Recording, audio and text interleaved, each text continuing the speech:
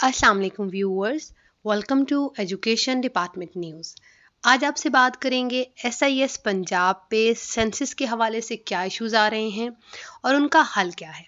लेकिन इससे पहले कि वीडियो में आगे बढ़ें, आपसे गुजारिश है कि अगर आप मेरे चैनल पर नए हैं तो चैनल को लाजमन सब्सक्राइब कर लें और बेल नोटिफिकेशन को भी दबा दें ताकि नए आने वाले नोटिफिकेशन की अपडेट आपको सबसे पहले मौसूल हो सके।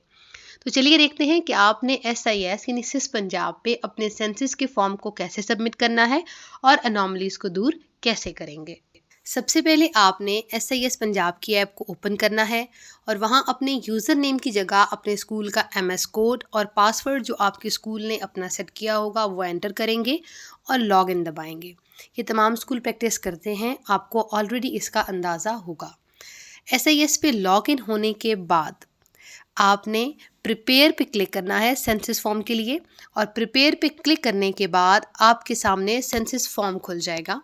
सबसे पहले उसकी एनॉमलीज आएंगी कि सेंसस प्रिपेयर करने में जो सेंसस फॉर्म है उसको सबमिट करने से पहले ये मसाइल आ रहे हैं आपके स्कूल की सेंसस में।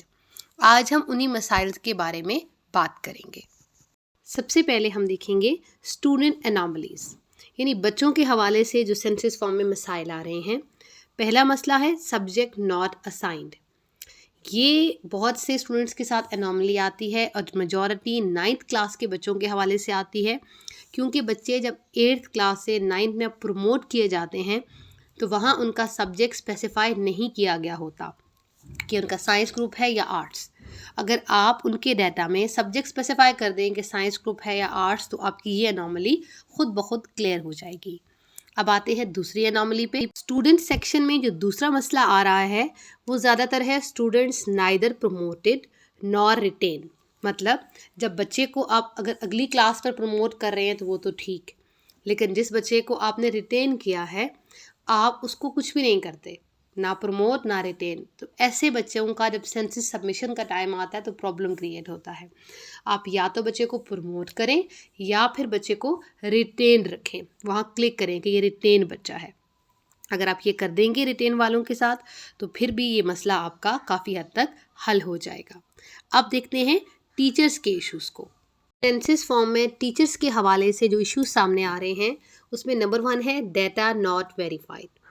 यानी आप सेंसस फॉर्म तैयार कर रहे होते हैं तो उस वक्त आता है कि फ़लाँ टीचर का डाटा वेरीफाइड नहीं है। ये कैसे होगा? बहुत आसान है। टीचर के पास जो अपने क्रेडेंशियल्स हैं, जो उनका यूज़र नेम पासवर्ड है, वो अपने पास उसको ओपन करेंगे और उसको ओपन करने के बाद अगर वो स्क्रॉल करेंगे तो नीचे मेंशन होगा वेरीफाई योर डाटा।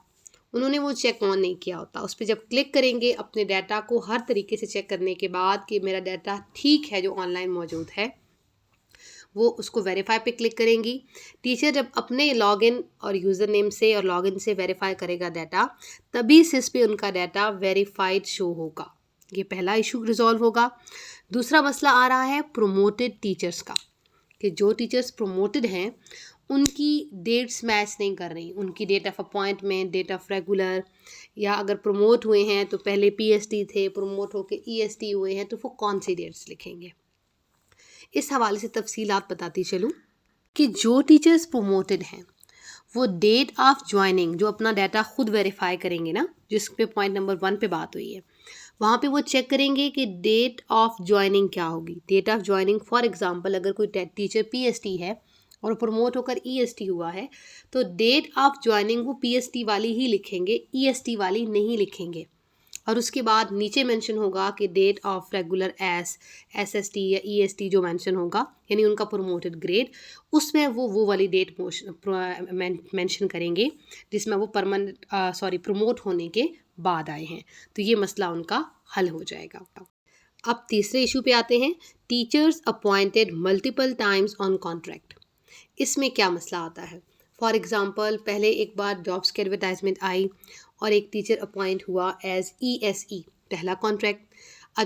जब आप अपना डाटा लिखते हैं HRMS पे तो आप उस पर date of joining in service में वो पीएसटी वाली डेट लिख रहे होंगे।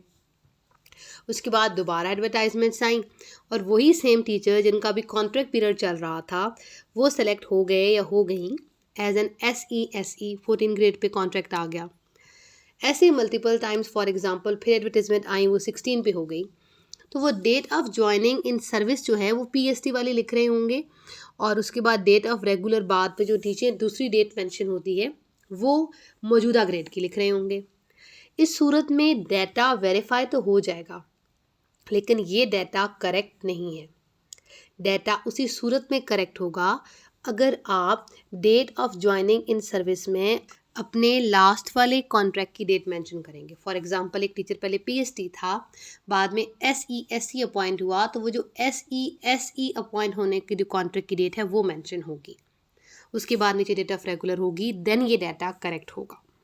चौथी एनॉमली आ रही है टीचर्स अपॉइंटेड एज रेगुलर, कि वो टीचर्स जिनका कॉन्ट्रैक्ट पीरियड था ही नहीं, वो क्या मेंशन करेंगे डेट ऑफ ज्वाइनिंग में और डेट ऑफ रेगुलर एस में, तो उनकी वो दोनों डेट्स सेम होंगी, डेट ऑफ ज्वाइनिंग वाले भी और date of regular as PST, EST और SST। होप सो आपको क्लियर हो गया होगा। अगर मज़ीद कोई एनॉमलीज हो तो आप कमेंट सेक्शन में लिखिए, मेरी पूरी कोशिश होगी कि मैं आपको उनके आंसर्स, जस्टिफाइड आंसर्स दे सकूं।